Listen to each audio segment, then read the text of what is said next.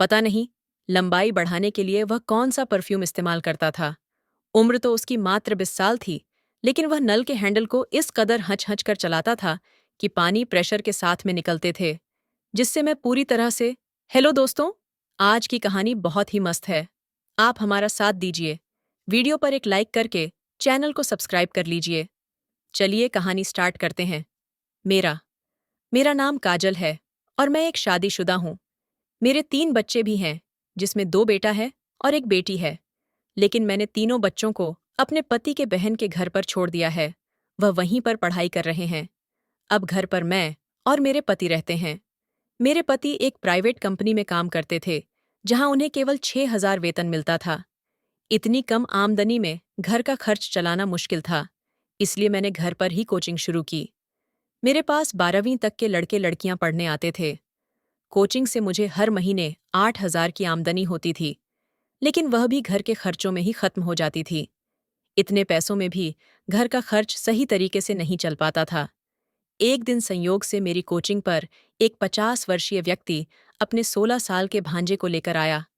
वह व्यक्ति महंगी कार में आया था और उसकी रहन सहन पूरी तरह अमीरों जैसी लग रही थी।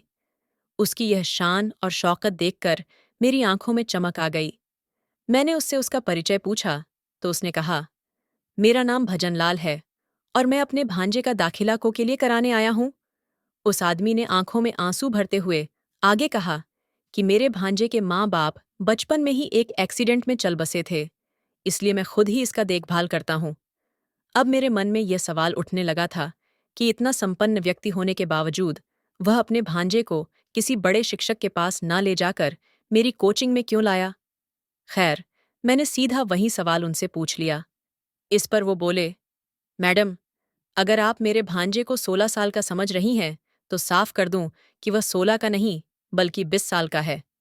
उसकी 12वीं पास करने की उम्र तो कब की निकल चुकी है। पिछले 3 साल से वह बार बार 12वीं में फेल हो रहा है। शहर के नामी कोचिंग सेंटर भी उसे पास कराने में नाकाम रहे। किसी छात्र से आपका नाम सुना था, इसी आस में आपके पास आया हूं। मुझे भरोसा है कि यहाँ पढ़ाई करने से इस बार मेरा भांजा जरूर 12वीं पास कर लेगा। उनकी बातों से प्रभावित होकर मैंने उनके भांजे का दाखिला कर लिया। आमतौर पर मैं बाकी छात्रों से 300 फीस लेती थी, लेकिन भजनलाल के भांजे के लिए 3,000 फीस तय की। उन्होंने तुरंत हामी भर दी और उसी दिन से उनका भांजा मेरी कोचिंग में आने लगा। उनके लिए 3,000 कोई बड़ी रकम नहीं थी। पहले ही दिन भजनलाल ने मेरे पूरे महीने की फीस चुका दी। जब मैंने श्यामलाल को पढ़ाना शुरू किया, तो वह पढ़ाई में मुझे बेहद कमजोर लगा। उसका ध्यान पढ़ाई से भटककर कहीं और रहता था। 4 दिन तक यही स्थिति बनी रही। 5वें दिन भजनलाल कोचिंग सेंटर आया। तब मैंने साफ कहा, आपका भांजा पढ़ाई में बहुत कमजोर है। मुझे लगा कि श्यामलाल पर अतिरिक्त ध्यान देने की जरूरत है और इसके लिए ज्यादा मेहनत करनी पड़ेगी। मैंने भजनलाल से कहा, 3,000 में यह मुमकिन नहीं होगा। आपके भांजे पर खास ध्यान देना पड़ेगा, जिसके लिए आपको हर महीने 3,000 देने होंगे। भजनलाल ने बिना किसी बहस के तुरंत हामी भर दी और कहा, मेरा भांजा इस बार किसी भी हाल में 12वीं पास होना चाहिए। जब उन्होंने इतने सारे पैसे देने में कोई आना नहीं दिखाई, तब मैंने कहा कि आपके भांजे को मैं एक क्लास एक्स्ट्रा दूंगी, ये मेरा वादा है। आपसे भजनलाल के भांजे का नाम श्यामलाल था। मैं सभी बच्चों को शाम के 7 बजे से 8 बजे तक पढ़ाती थी। 8 बजे के बाद जब सभी बच्चे चले जाते थे, तो मैं 1 घंटा ज्यादा 9 बजे तक श्यामलाल को अकेले पढ़ाती थी। अब हुआ कुछ यूं कि एक दिन जब सारे बच्चे पढ़ाई करके चले गए, तब मैं रसोई घर में खाना खाने चली गई, क्योंकि उस समय मुझे बहुत भूख लगी हुई थी। क्योंकि मेरे पति का 3 बच्चों से पेट नहीं भरा था, इसलिए उन्होंने चौथे बच्चे की जिम्मेदारी सौंप दी थी, जो अभी मेरे पेट में ही था।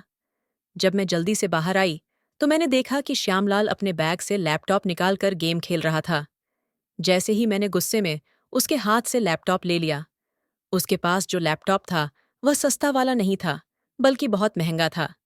20 साल की लड़के के हाथ पर मैं तकरीबन 90 हज का लैपटॉप देखकर मेरी आंखें चमक गईं। श्यामलाल की जिद उस दिन समझ में आई, जब मैंने उसके हाथ से लैपटॉप लेने की कोशिश की। वह वापस लेने की जिद करने लगा। खींचतान में मेरी चुनरी सरक गई और उसकी नज़र अचानक मेरे उसी जगह पर टिकी जो मेरा काफी बड़ा निकला हुआ था।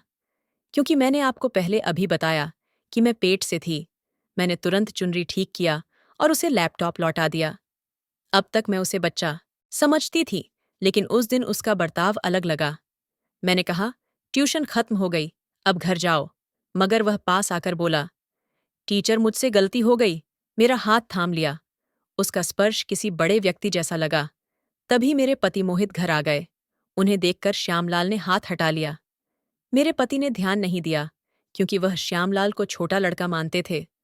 मैंने श्यामलाल से कहा कि मुझे उससे कोई शिकायत नहीं है और अब तुम घर जा सकते हो, क्योंकि कोचिंग का समय समाप्त हो गया है।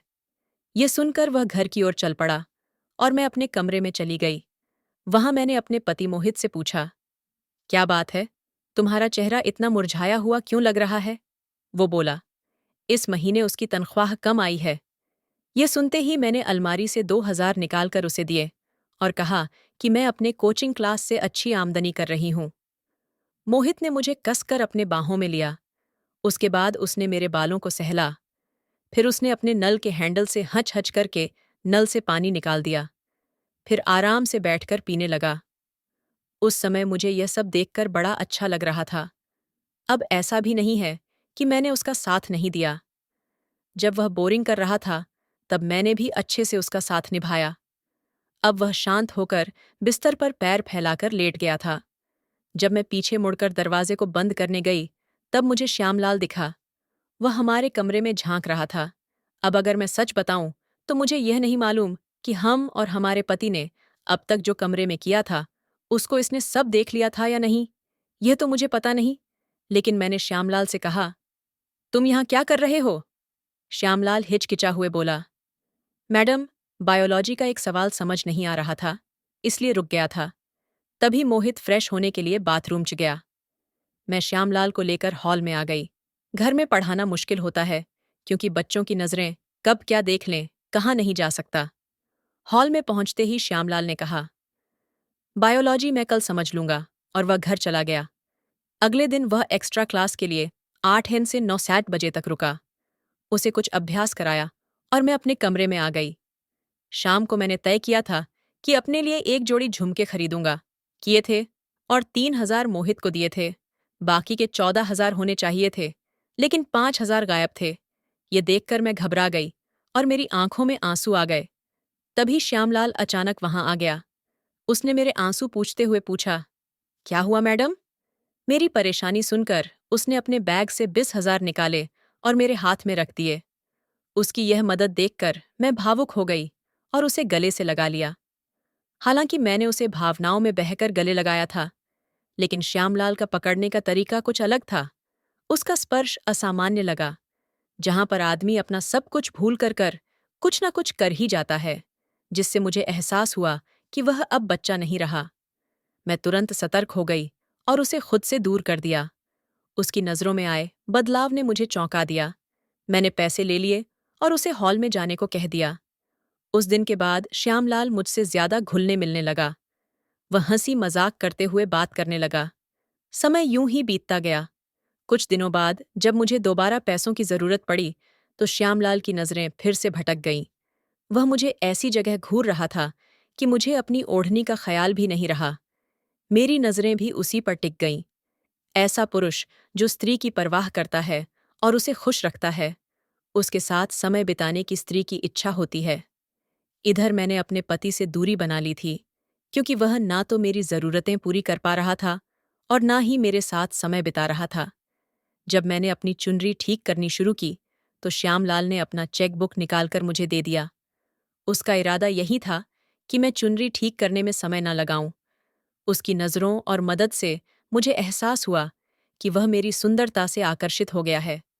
मैंने भी धीरे धीरे उसे अपने मोहब्बत के फंसे में फंसाना शुरू कर दिया। अब उसकी पढ़ाई से ज्यादा ध्यान मुझ पर था और मैं भी उसे अपनी तरफ से दूर नहीं होने देती थी। एक दिन श्यामलाल के मामा उसे लेने आए और बोले, यह अब कोचिंग के लिए काफी उत्साहित रहता है।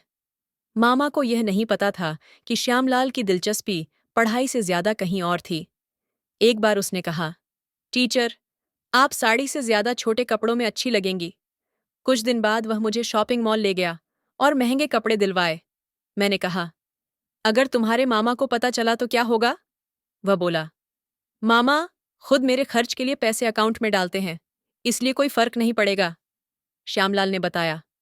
मामा जी मुझे 300 पॉकेट मनी देते हैं और पिछले कई सालों से मेरे अकाउंट में पैसे जमा हो चुके हैं। मैंने कभी किसी पर खर्च नहीं किया। अब मैं तुम पर खर्च कर रहा हूं। ये सुनकर मेरी आंखें फटी की फटी रह गईं। मैं 1 महीने के काम से भी उतने पैसे नहीं कमा पाती थी, लेकिन श्यामलाल की पॉकेट मनी 10,000 थी। उस दिन शॉपिंग मॉल में 4 घंटे घूमने के बाद मैं बहुत थक गई थी। घर आकर मैंने कॉफी पी और पैरों की मालिश करने लगी। तभी श्यामलाल मेरे कमरे में आ गया। मुझे देखकर वह पूरी तरह से आकर्षित हो गया और मेरे शरीर पर हाथ फेरने लगा। जब मैंने उसे खुद से दूर किया, तो उसने मुझे अपनी तरफ खींच लिया।